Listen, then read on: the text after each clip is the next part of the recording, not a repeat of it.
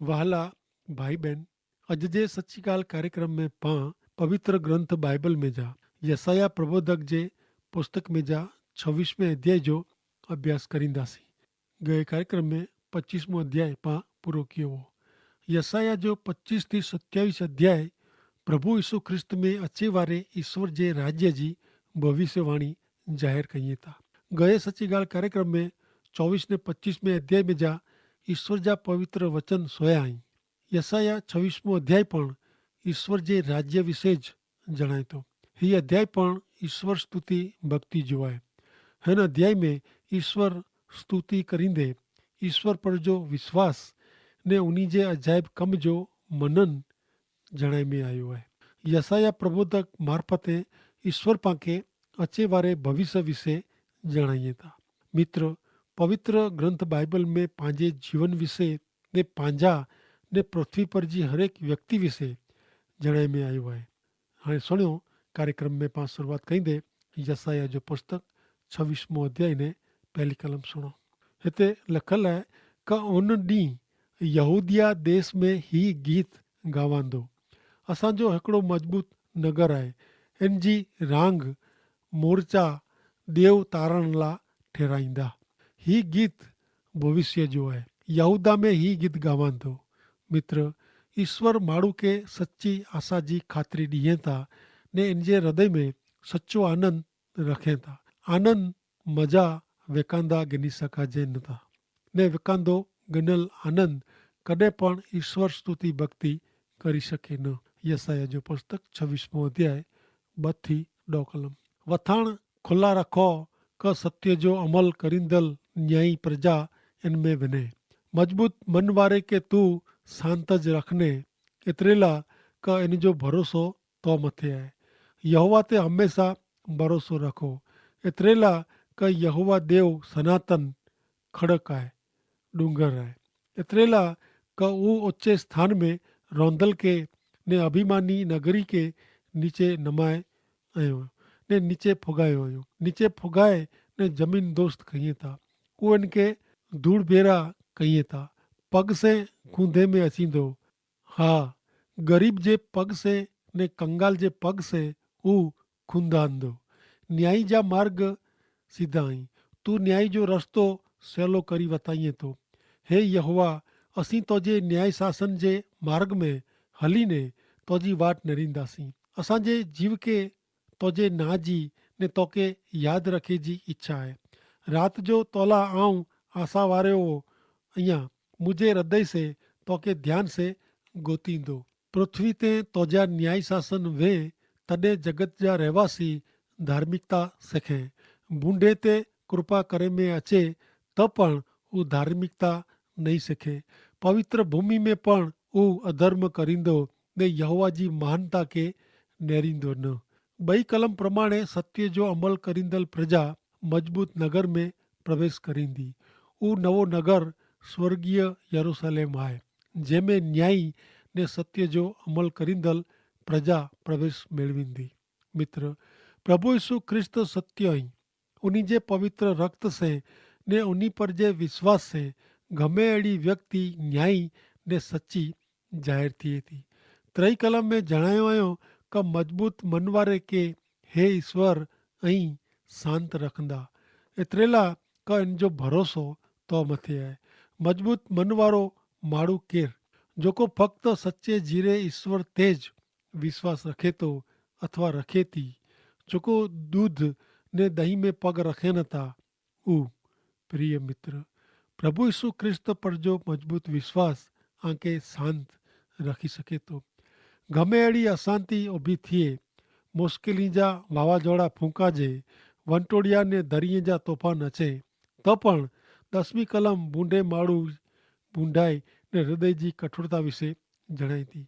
बूंडो माण्हू पवित्र धरती में पण बूंडाई दुष्टता करींदो। मित्र, ही आहे ख्रिस्त विरोधी अधर्मी अन्यायी। जाणी करीने ऊ जीरे ईश्वर विरुद्ध विने थो। 26वें अध्याय जी 11 थी 15 कलम सुणो। हे यहोवा, तोजो हथ उगामेलो आहे त पण ऊ नेरीए नथा, पण ऊ तोजे लोक विषय तोजी इच्छा आशा नेरीने शर्मांदा। तोजे वेरी जो जेको अग्नि आहे उहो उन्ही खे नाबूद करींदो। हे ईश्वर तूं असांखे शांती ॾीने, एतिरे लाइ की तूं असांजा मेड़े कम असां लाइ कीअं आहे। हे यहोवा देव, मुंहिंजा देव, तो सिवाय ॿिया धणी असां ते अधिकार हलायूं, पण फ़क़्ति तोजी मदद से तोखे यादि करीबो। मरेला जीरा रहंदा न, मरी विया ई हू पाछा उथींदा न। एतिरे लाइ तूं उन जो न्याय करी सघे ने न्याय करी नास खे नास की आहे ने उन जी मिड़े यादगिरी नाबूद की आहे। तूं देश जी प्रजा वधारे आहे। हे यहोवा तूं प्रजा वधारे आहे। तूं तुंहिंजो महिमा प्रगट की आहे। देश जी हद तूं वधारे आहे। कलम 11 ने 14 ईश्वर जे न्यायसन विषय जणाए थी। बूंडे माण्हू विरुद्ध ईश्वर जो हथ उगामेलो आहे। उन ईश्वर ते विश्वास न रखियो तंहिं लाइ हमेशह लाइ नास में फुगाए में अचींदा। ने कलम 12 ने 13 में ईश्वर जे लोक के मिले वारे आशीर्वाद विषय जणाए थी। ईश्वर जे संतान खे शांति ॾिने में अचींदी। ईश्वर जे लोक ते ईश्वर अधिकार हलाईंदा। मित्र, हेवर जेको पंहिंजी इच्छा प्रमाणे जीवे था ने ईश्वर इच्छा नू छेटा वञीने ईश्वर विरुद्ध वञे था, उन जो नाश थींदो। उहो फिरी थी पुठिया जो जीवन मेळवी सघंदा न। 26 अध्याय 16 थी 19 कलम। हे यहोवा, संकट टाणे उ मों तो तरफ़ फेरियाई। तोजी शिक्षा थई तॾहिं उन तोखे प्रार्थना कयो हुयो। जी गर्भवती स्त्री जॾहिं जणे जो टेम नज़दीक अचे थो तॾहिं पीड़ाई ने रड़ियूं विझे थी। इन प्रमाणे हे यहोवा, असीं तुंहिंजी नज़र साम्हूं वाह, असीं गर्भ वारा वाह, असीं पीड़ाईंदा वाह। असीं ॼाणे वायो झणियो आहे, देश जो तारण असांनू थियो न आहे ने जगवासी छणिया नहीं। तुंहिंजा मरेला जीरा रहंदा, उन्ही जा शरीर उथींदा। हे आटार में रोंदल ऐं जागो ने आनंद मज़ा करियो। एतिरे लाइ की तुंहिंजी माक अजवारे जी माक आहे ने पृथ्वी मरेल खे ॿाहिरां कढींदी। संकट जे टेम में प्रसूति जे टेम साथे सरखारियो हुयो। ॾुख पीड़ा जे टेम में ईश्वर ते विश्वास रखंदड़ लोग हिम्मत हारिया नहीं। उन फ़क़्ति ख़ासे ॾींहं में ज ईश्वर जो भजन कयो नयो ने तंहिं भेरो उन स्वार्थी बनी प्रभु ते आधार रखियो नयो। जीवन जे हर एक टेम में ईश्वर उन जो आधार आहे ने तंहिं लाइ मुश्किल टेम में हू वधू ईश्वर तरफ़ फिरियाई। ईश्वर पर जे विश्वास में हू मजबूत बनियाई। जीरा ईश्वर मुश्किली में संकट में मदद करींदड़ ईश्वर आई ने तंहिं लाइ उन ते विश्वास रखी उन खे प्रार्थना कहिड़ी हू ख़ासी बाबत आहे। मुक्तिदाता प्रभु यीशु ख्रिस्त ते विश्वास रखंदड़ व्यक्ति ने लोग पुनरुत्थान जी प्रभा ते सजीवन थींदा। ईश्वर पुत्र प्रभु यीशु ख्रिस्त यूहन अनुसार शुभ संदेश जे 11वें अध्याय जी 25 ने 26 कलम में चवनि था क सजीवन करींदड़ ने जीवन ॾींदड़ आऊं आहियां। मूं ते विश्वास करींदड़ जेकी मरी वञे त पण उहो जीरो रहंदो ने जेको जीरा आई उहो मूं ते विश्वास रखंदा त उहो कॾहिं पण मरंदा न। कोरो तूं ही ॻाल्हि मञे थो क मञे थी? मित्र, शारीरिक मरण उज अंत न आहे। शारीरिक मरण पोइ आत्मिक मरण पण आहे। हा, सारोकालिक मरण ने ईश्वर पुत्र प्रभु यीशु ख्रिस्त ते विश्वास न रखंदड़ हरेक व्यक्ति लाइ उज शिक्षा आहे। ॿई बाजू प्रभु यीशु ख्रिस्त ते विश्वास करींदड़ हरेक व्यक्ति पुनरुत्थान मेळवीने એટલે કે શાશ્વત જીવન में प्रवेश करींदी।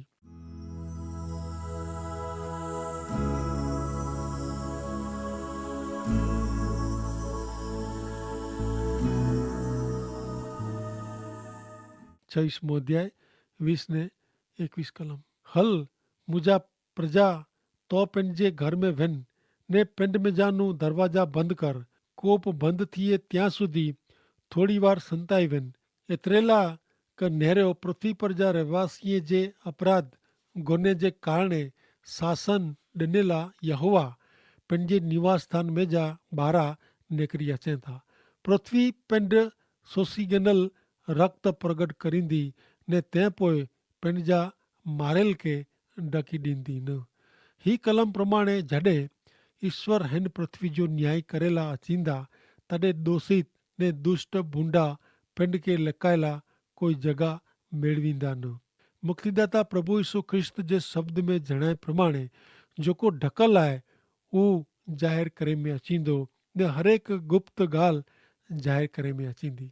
मित्र, उहो भयंकर ॾींहुं अचे तंहिं अॻाऊ अजज अरे हेवरज मुक्तिदाता प्रभु यीशु ख्रिस्त ते विश्वास करी उन वटे पंहिंजा पाप क़बूल करी पाप जी माफ़ी मेळवी गिनो उज ख़ासी बाबति आहे। प्रभु यीशु ख्रिस्त वटे पाप क़बूल करींदड़ व्यक्ति जा पाप मूसी वेझे में अचनि था ने भुली वञे में अचनि था। मित्र, जिन व्यक्ति जा पाप प्रभु यीशु ख्रिस्त जे पवित्र लूई में भूसाई विया आहिनि इन जे पाप खे कॾहिं पण यादि करे में अचींदा न।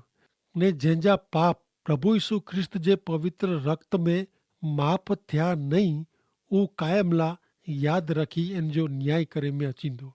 पाण वटि पाप माफ़ी जो सचोट जवाबु उकेल ॾिने में आयो आहे त पोइ कुलाए जाणी करीने ईश्वर नूं छिटा विनी नास में वियो खपे। जीरा ईश्वर पांखे जीवन जी भेट ॾिए था, विश्वास करी इनखे स्वीकारियो खपे। अचो हाणे मां यसाया जे 27वें अध्याय जी शुरूआत कयूं। 27वां अध्याय ईश्वर जे आगमन विषय जे 3 पोकार जे गीत जो सारांश आहे। नेरियूं यसाया जो पुस्तक जे 27वें अध्याय जी पहली कलम में कुर चवनि था। हिते चवनि था क उन ॾींहुं यहोवा पंहिंजी सख़्त महान ने शक्ति वारी तलवार से वेग वारा सप लीवपाथान के ने वीटे वारा सप लीवयाथान के नेरी गिंदा ने अजगर जेको दरिया में रहतो इनके वो मारी वेंदा। उन ॾींहुं एतिरे जिन ॾींहुं शैतान के बूंदे दुष्ट के जेल में अचींदो ने इनके सार्वकालिक भट्टी में नरक में वेझे में अचींदो। उन ॾींहुं जुने काल में लीवयाथान सप विषय अहिड़ी मान्यता हुई क इनके 7 मथा हुआ ने उहो ईश्वर जो दुश्मन हो। अहिड़ी ज रीते उहो बूंदो अजगर जुनो सप जिन विषय पवित्र ग्रंथ बाइबल में उत्पत्ति जे 3 अध्याय में ने तंहिं पोइ प्रकटीकरण जे 12वें अध्याय में जणाए में आयो आहे। इन जो ईश्वर पुत्र प्रभु यीशु ख्रिस्त न्याय करींदा ने इनके हमेशह ला नरक में फोगाए में अचींदो। शैतान गमे एतिरो शक्ति वारो वे त पण ईश्वर पुत्र प्रभु यीशु ख्रिस्त इन जो हमेशह ला नाश करींदा। मित्र, बाइबल घणे वास्तविकता से सच्चाई से भरपूर है ने उहो पांखे न्याय विषय पण जणाए थो। ईश्वर मिणी जो न्याय करींदा तंहिं ला इन में जा बचे जो हिकिड़ो ज मार्ग मात्र उपाय उहो आहे ईश्वर पुत्र प्रभु यीशु ख्रिस्त पर जो संपूर्ण विश्वास। हाणे नेरियूं अॻियां यसाया जे 27वें अध्याय जी 2-6 कलमूं। उन ॾींहुं आनंद मजा जी द्राक्षवाड़ी विषय गीत गायो। आऊं यहोवा इन जो रक्षक आहियां, पले पल इनके पाणी पायां थो, रात ॾींहुं आऊं इन जो रक्षण कयां थो। रखे कोई इनके हैरान करे, मुंह में गुस्सो न आहे। युद्ध लड़ाई में कंढा ने झाड़ी मूं सामे वी त कहिड़ो खासो त उन सामे अॻियां वधीने आऊं उन्ही के भेरा ॿारी विधा हुआ। नकाता ऊ मुंहिंजो आसरो गिने ने मूं साथे समाधान कहिड़ो। हा, ऊ मूं साथे समाधान कहिड़ो। भविष्य में याकूब जी जड़ ॿधांदी, इज़राइल के फल ने फणगा खिलंदा ने ऊ फल से पृथ्वी के भरपूर करींदा। यसाया पुस्तक जे 5वें अध्याय में ऊ द्राक्षवाड़ी विषय जणायो हुयो जेको इज़राइली प्रजा आहे जंहिंजी स्थापना रूपणी मावजत यहोवा ईश्वर कयो हुयो। पण ऊ ईश्वर के अविश्वासु ने विश्वासघाती निवड़िया तंहिं ला इनके छेटी करे में इन जो नाश करे में आयो। ही जे द्राक्षवाड़ी हाणे यसाया 27वें अध्याय में व्यवस्थित करे में अचींदी। इनके हाणे पृथ्वी जी नवी पृथ्वी में रूपे में अचींदी ने हाणे ईश्वर इनके संभारींदा ने ईश्वर पिंड इनके पाणी पीराईंदा ने इन जो जतन एतिरे क संभार रखंदा।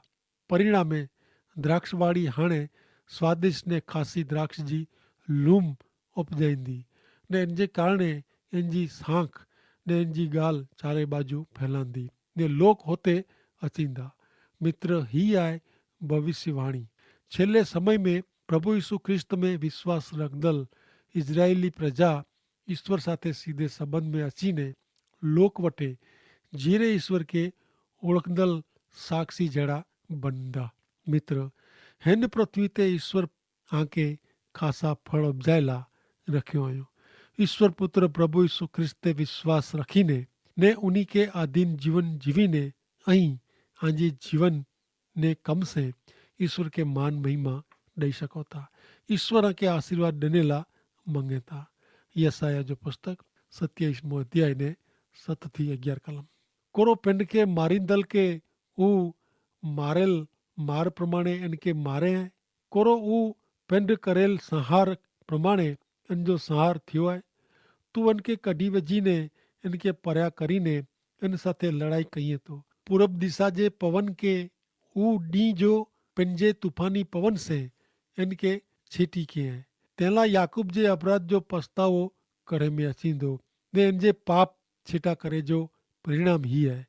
जॾहिं हू वेंदी जहिड़े मिड़े पाइण के बुको थियल चुन जे पाइण जहिड़ा करी वेंदो तॾहिं असेरा प्रतिमा ने सूरज मूर्ति उभी रहंदी न।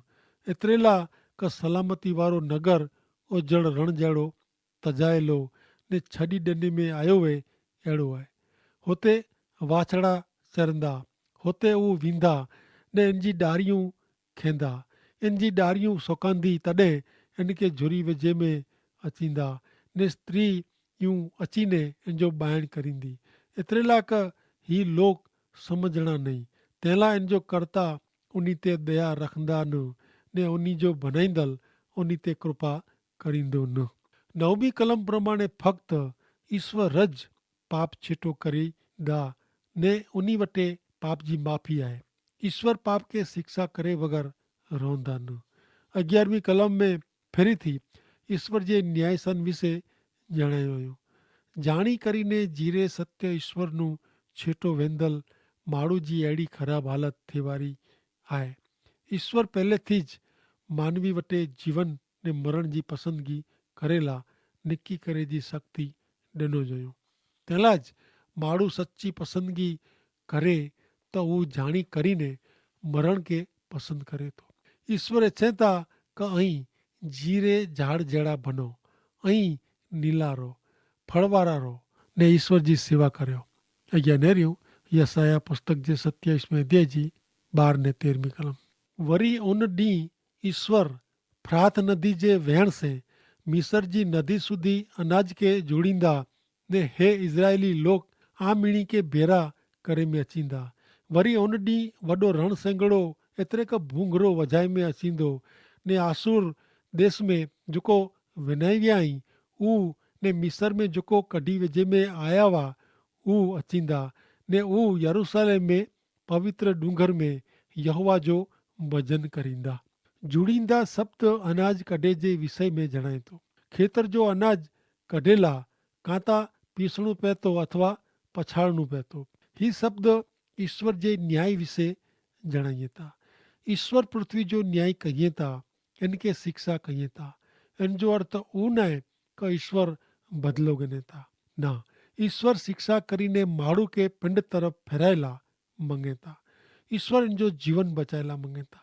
ईश्वर तरफ पुट फेराईने वेंदल माण्हू सार्वकालिक विनाश में वञे थो ने ईश्वर इच्छे था का माण्हू जीरो रहे बची वञे।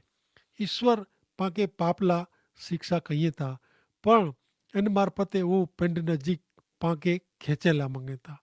मित्र, पाप जी थोड़ी शिक्षा मेळवी सत्य ईश्वर तरफ फेरणू वो हमेशा सुखी रही शाश्वत मरण में विनय करता खासो है।